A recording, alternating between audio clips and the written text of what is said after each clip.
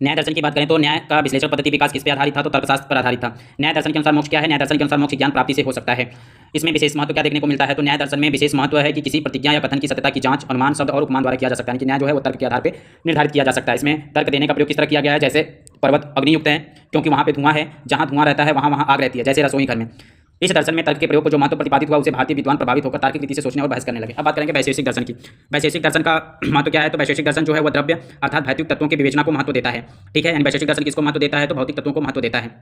वह सामान्य और विशेष के बीच अंतर करता है। वैशेषिक दर्शन जो है वो सामान्य और विशेष के बीच अंतर करता है। वैशेषिक दर्शन में बताया गया है कि जो पृथ्वी है, जल है, तेज है, वायु है और आकाश से मिलकर नई वस्तुएं बनती हैं। वैशेषिक दर्शन ने परमाणुवाद की स्थापना की थी। परमाणुवाद की स्थापना किसने की थी? तो वैशेषिक दर्शन ने की थी।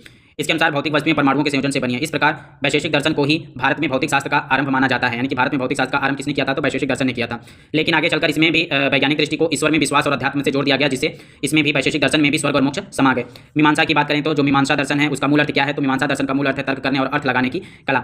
मीमांसा, लेकिन इसमें तर्क का प्रयोग विविध वैदिक कर्मों के अनुष्ठानों का औचित्य सिद्ध करने में किया गया था। ठीक है, न्याय में भी तर्क है, लेकिन तर्क जो उसमें है प्रत्यक्ष है, ज्ञान है, अनुमान है और शब्द के आधार पर किया गया। लेकिन मीमांसा में जो तर्क किया गया है वह किस आधार पर किया गया है? तो वह तर्क जो है वह वैदिक कर्मों और अनुष्ठानों का औचित्य सिद्ध करने के लिए किया गया। तो इस तरह से न्याय दर्शन और मीमांसा में अंतर है। इसके अनुसार मोक्ष इन्हीं वेद विहित कर्मों के अनुष्ठान से प्राप्त होता है। यानी मोक्ष किससे प्राप्त होता है? तो मीमांसा के अनुसार मोक्ष वेद विहित कर्मों के अनुष्ठान से प्राप्त होता है। मीमांसा के अनुसार वेद में कही गई बातें सदा सत्य हैं। इस दर्शन का मुख्य लक्ष्य क्या है? तो मीमांसा दर्शन का मुख्य लक्ष्य है स्वर्ग और मोक्ष की प्राप्ति करना। यानी मीमांसा का मुख्य लक्ष्य क्या है? स्वर्ग और मोक्ष की प्राप्ति करना। मनुष्य तब तक स्वर्ग सुख पाता रहता है जब तक उसका संचित पुण्य शेष रहता है। जब वह पुण्य समाप्त हो जाता है तब वह धरती पे आ गिरता है।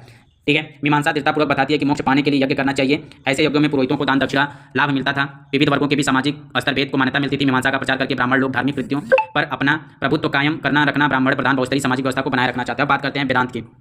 वेदांत का अर्थ होता है वेद का अंत। ईसा पूर्व दूसरी सदी में संकलित बादरायण का ब्रह्मसूत्र इस दर्शन का मूल ग्रंथ है। यानी वेदांत का मूल ग्रंथ क्या है? तो ब्रह्मसूत्र है। ब्रह्मसूत्र की रचना किसने की थी? तो बादरायण ने की थी। कब की थी? 200 ईस्वी पूर्व में की थी।